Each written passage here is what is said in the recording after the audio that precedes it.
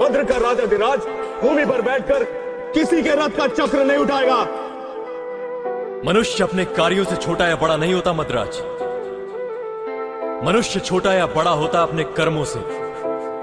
मुझे आपकी सहायता की आवश्यकता नहीं।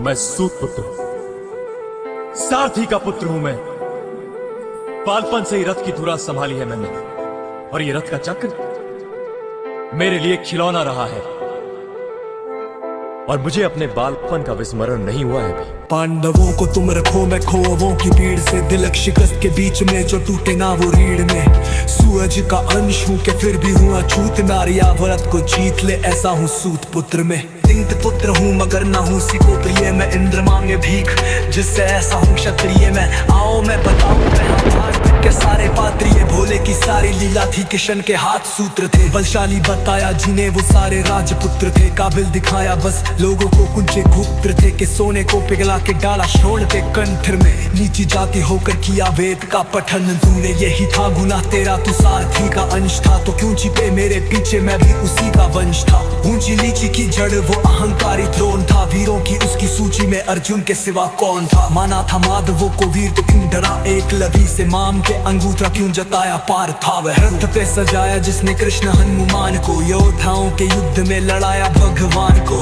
नंदलाल तेरी डाल पीछे अंजनेय थे, नियति कठोर थी जो दोनों वंदनीय थे। ऊंचे ऊंचे लोगों में मैं ठहरा छोटी जात का, खुद से ही अनजान मैं ना घर का ना कात का। सोने सतन मेरा अभेद मेरा अंग था, कर्ण का कुंडल झमका लाल नीले रंग था। अर्जुन, मैंने जीवन भर धर्म धारण किया है, मैंने सदा ही उचित बंद मांगा है तुमसे। मुझे अपने रथ का चक्र निकालने दो, पुनः महारथी बनने दो। इतिहास साक्षी है योद्धा में अग्निभूर था, बस एक मजबूरी थी मैं वचनों का शौकीन था। करना दिया होता वचन वो मैंने कुंती माता को, तो पांडुरों के खून से मैं धोता अपने हाथ। साम दाम रंग देत सूत्र मेरे नाम का, गंगा माँ का लाडला मैं खाम खा बनाम था। कौरवों से होकर भी कोई कर्ण को ना भूलेगा, जाना जिसने मेरा दुख वो कर्ण कर्ण बोलेगा। भास्कर पिता मेरे हर किरण मेरा सूर्ण है, वन में अशोक में तू तो खाली पर्ण है। कुरुक्षेत्र की उस मिट्टी ने मेरा भी लहू सिंचित, देखे चांद के उस मिट्टी को कन कन में कर्ण है। और मुझे आनंद है कि अंत में मैंने अपने आप को श्रेष्ठ सिद्ध किया। तुम्हें मेरा वध करने के लिए छल करना पड़ा प्रिय अनुज।